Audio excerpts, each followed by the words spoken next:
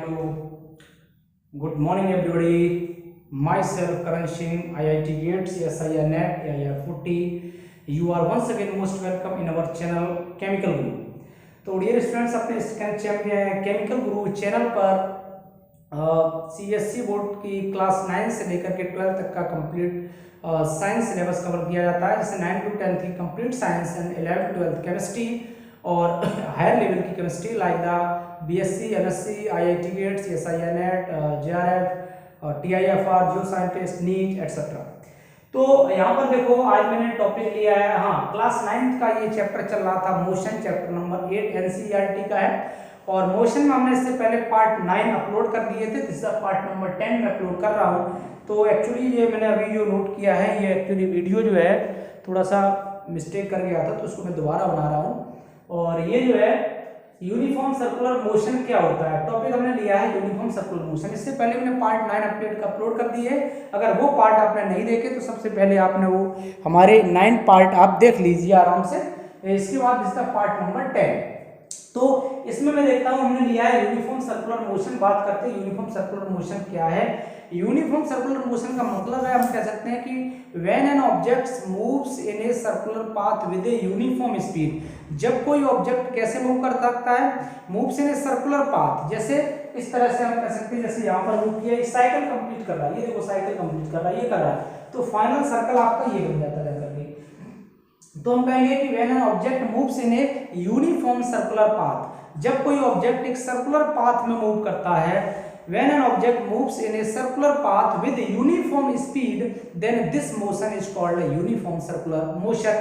यानी सीधी सीधी हम कह सकते हैं, जब कोई ऑब्जेक्ट एक सर्कुलर पाथ पर मूव करता है तो ऐसी मोशन को हम लोग यूनिफॉर्म सर्कुलर मोशन कहते हैं। और यूनिफॉर्म सर्कुलर मोशन के लिए आपसे कहा जाए कि उसकी वेलोसिटी कितनी होगी, तो वेलोसिटी के लिए एक फार्मूला होता है, जिसको आप याद रखेंगे, v = 2πr/t। और v यहाँ पर क्या है, वेलोसिटी है, 2πr है ना। अगर देखा जाए तो 2πr ये कहां से आता है, ये देखो वेलोसिटी इक्वल टू होता है डिस्प्लेसमेंट अपॉन टाइम, या डिस्प्लेसमेंट का, या फिर इसको डिस्टेंस भी कह सकते हैं। तो डिस्टेंस अगर निकालनी हो इसकी सर्किल की है ना, तो सर्किल की डिस्टेंस में क्या होगा, सर्कमफेरेंस होगी। और सर्कमफेरेंस का फार्मूला आपने मैथमेटिक्स में पढ़ा होगा, सर्कमफेरेंस इक्वल टू होता है 2πr। तो 2πr की वैल्यू हमने यहाँ पर रख दी, 2πr अपॉन t टाइम है। और यहां से वेलोसिटी आप यूनिफॉर्म सर्कुलर मोशन की वेलोसिटी निकाल सकते हैं। दूसरा, पाई की वैल्यू देखो फिक्स होती है, पाई = 22/7 या फिर 3.14 कह सकते हैं।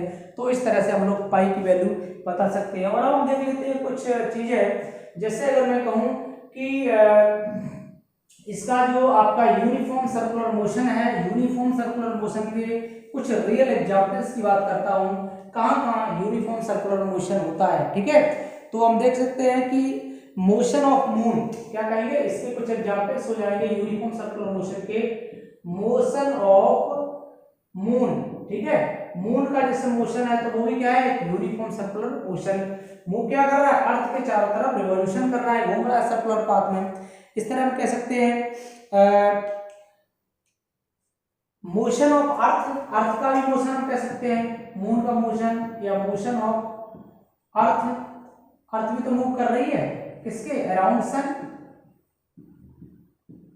Motion of earth around sun और motion of moon around earth, ये अर्थ के अराउंड मूव कर रहा है, अराउंड अर्थ, ठीक है, अराउंड अर्थ, ये अर्थ के अराउंड मूव कर रहा है, ठीक है। इसके अलावा कह सकते हैं कि मोशन ऑफ ए सैटेलाइट,